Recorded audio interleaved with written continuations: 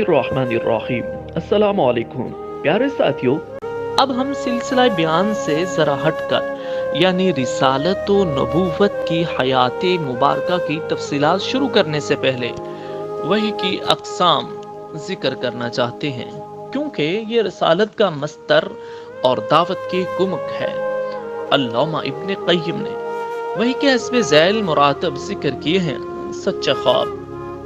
Number 1، سچا خواب، اس سے نبی صلی اللہ علیہ وسلم کے پاس وحی کی ابتدا ہوئی۔ فرشتہ نمبر 2، فرشتہ آپ کو دکھلائی دیے بغیر آپ کے دل میں بات ڈال دیتا تھا۔ مثلا نبی صلی اللہ علیہ وسلم کا ارشاد ہے، اِنَّ رُوحَ الْقُدُسِ نَفَثَ فِي رُوعِي أَنَّهُ لَن تَمُوتَ نَفْسٌ حَتَّى تَسْتَكْمِلَ رِزْقَهَا فَاتَّقُوا اللَّهَ وَأَجْمِلُوا فِي الطَّلَبِ وَلَا يَحْمِلَنَّكُمْ اسْتِبْطَاءُ الرِّزْقِ عَلَىٰ أَن تَطْلُبُوهُ بِمَعْصِيَةِ اللَّهِ فَإِنَّ مَا عِندَ اللَّهِ لَا يُنَالُ إِلَّا بِطَاعَتِهِ۔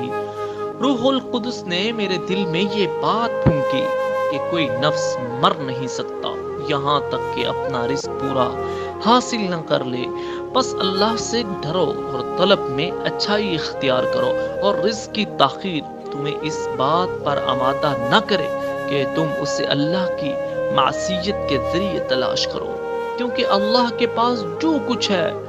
اس کی اطاعت کے بغیر حاصل نہیں کیا جا سکتا۔ نمبر 3، وحی کی تیسری قسم، فرشتہ نبی صلی اللہ علیہ وسلم کے پاس آدمی کی شکل اختیار کر کے آپ کو مخاطب کرتا، پھر جو کہتے اسے آپ یاد کر لیتے۔ اس صورت میں کبھی کبھی صحابہ بھی فرشتے کو دیکھتے تھے۔ نمبر 4، آپ صلی اللہ علیہ وسلم کے پاس وحی گھنٹی کے ٹن ٹنانے کی طرح آتی۔ وحی کی یہ سب سے سخت صورت ہوتی تھی۔ اس صورت میں فرشتہ آپ صلی اللہ علیہ وسلم سے ملتا تھا اور وحی آتی تھی، تو سخت جاڑے کے زمانے میں بھی آپ صلی اللہ علیہ وسلم کی پیشانی سے پسینہ پھوٹ پڑتا تھا۔ آپ صلی اللہ علیہ وسلم اپنی اونٹنی پر سوار ہوتے تھے تو وہ زمین پر بیٹھ جاتی تھی۔ ایک بار اس طرح وحی آئی کہ آپ صلی اللہ علیہ وسلم کی ران حضرت زید بن ثابت کی ران پر تھی، تو ان پر اس قدر گراں بار ہوئی کہ معلوم ہوتا تھا ران کچل جائے گی۔ نمبر 5، آپ صلی اللہ علیہ وسلم فرشتے کو اس کی اصلی اور پیدائشی شکل میں دیکھتے تھے۔ وہ اللہ تعالیٰ کی حسب مشیت آپ صلی اللہ علیہ وسلم کی طرف وحی کرتا تھا۔ یہ صورت آپ صلی اللہ علیہ وسلم کے ساتھ 2 مرتبہ پیش آئی، جس کا ذکر اللہ تعالیٰ نے سورہ نجم میں فرمایا ہے۔ نمبر 6، وحی کی چھٹی قسم، وہ وحی جو آپ صلی اللہ علیہ وسلم پر معراج کی رات، نماز کی فرضیت وغیرہ کے سلسلہ میں اللہ تعالیٰ نے اس وقت فرمائی جب آپ صلی اللہ علیہ وسلم آسمانوں کے اوپر تھے۔ نمبر 7، فرشتے کے واسطے کے بغیر اللہ تعالیٰ کی آپ سے حجاب میں رہ کر براہ راست گفتگو، جسے اللہ تعالیٰ نے موسیٰ علیہ السلام سے گفتگو فرمائی تھی۔ وحی کی یہ صورت موسیٰ علیہ السلام کے لیے نص قرآن سے قطعی طور پر ثابت ہے، لیکن نبی صلی اللہ علیہ وسلم کے لیے اس کا ثبوت قرآن کی بجائے معراج کی حدیث میں ہے۔ بعد لوگوں نے ایک 8ویں شکل کا بھی اضافہ کیا ہے، یعنی اللہ تعالیٰ روح در روح بغیر حجاب کے گفتگو کرے، لیکن یہ ایسی صورت ہے جس کے بارے میں سلف سے لے کر خلف تک اختلاف چلا آیا ہے۔ تبلیغ کا حکم اور اس کے مضمرات، سورۃ المدثر کی ابتدائی آیات یا ایھا المدثر ولربک فاصبر تک میں نبی صلی اللہ علیہ وسلم کو کئی حکم دیے گئے ہیں جو بظاہر تو بہت مختصر اور سادہ ہیں، لیکن حقیقتاً بڑے دور رس مقاصد پر مشتمل ہیں۔ حقائق پر ان کے گہرے اثرات مرتب ہوتے ہیں۔ چنانچہ نمبر 1، انذار کی آخری منزل یہ ہے کہ عالم وجود میں اللہ کی مرضی کے خلاف بھی چل رہا ہے، اسے اس کے پرخطر انجام سے آگاہ کر دیا جائے، اور وہ بھی اسی طرح کے عذاب الہی کے خوف سے اس کے دل و دماغ میں ہلچل اور اتھل پتھل مچ جائے۔ نمبر 2، رب کی بڑائی اور کبریائی بجا لانے کی آخری منزل یہ ہے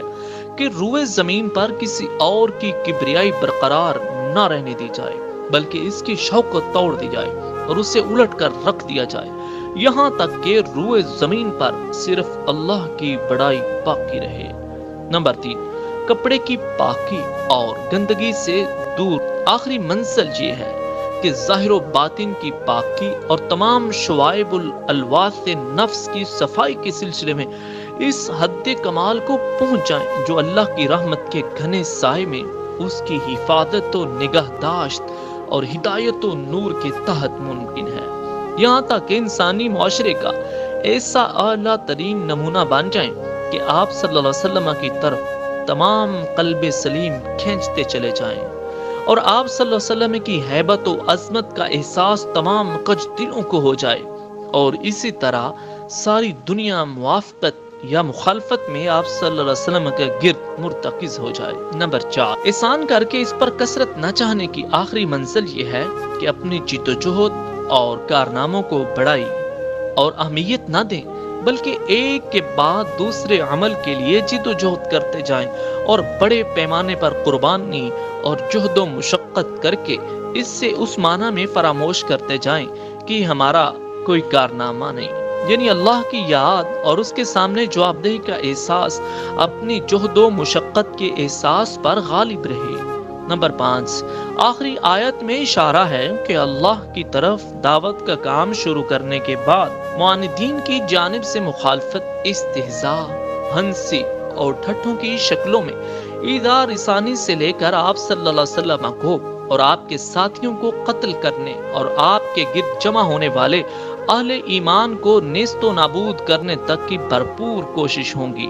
اور آپ صلی اللہ علیہ وسلم کو ان سب سے سابقہ پیش آئے گا۔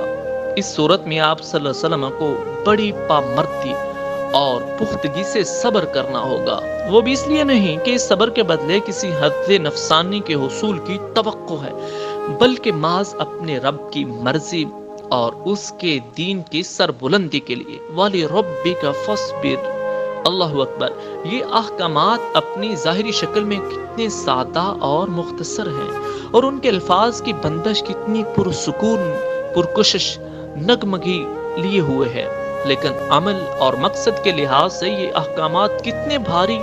کتنے باعظمت، کتنے سخت ہیں، اور ان کے نتیجے میں کتنی سخت چومکھی آندھی بپا ہوگی جو ساری دنیا کے گوشے گوشے کو ہلا کر اور ایک کو دوسرے سے گد کر رکھ دے گی۔ انہی مذکورہ آیات میں دعوت و تبلیغ کا مواد بھی موجود ہے۔ انذار کا مطلب ہی یہ ہے کہ بنی آدم کے کچھ اعمال ایسے ہیں جن کا انجام برا ہے، اور یہ سب کو معلوم ہے۔ اس دنیا میں لوگوں کو نہ تو ان کے سارے اعمال کا بدلہ دیا جاتا ہے اور نہ دیا جا سکتا ہے، اس لیے انذار کا ایک تقاضا یہ بھی ہے کہ دنیا کے دنوں کے علاوہ ایک دن ایسا بھی ہونا چاہیے جس میں ہر عمل کا پورا پورا اور ٹھیک ٹھیک بدلہ دیا جا سکے۔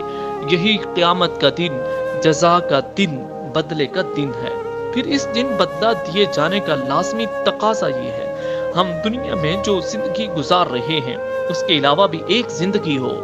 بقیہ آیات میں بندوں سے یہ مطالبہ کیا گیا ہے کہ وہ توحید خالص اختیار کریں، اپنے سارے معاملات اللہ کو سونپ دیں اور اللہ کی مرضی پر نفس کی خواہش اور لوگوں کی مرضی کو ترجیح نہ دیں۔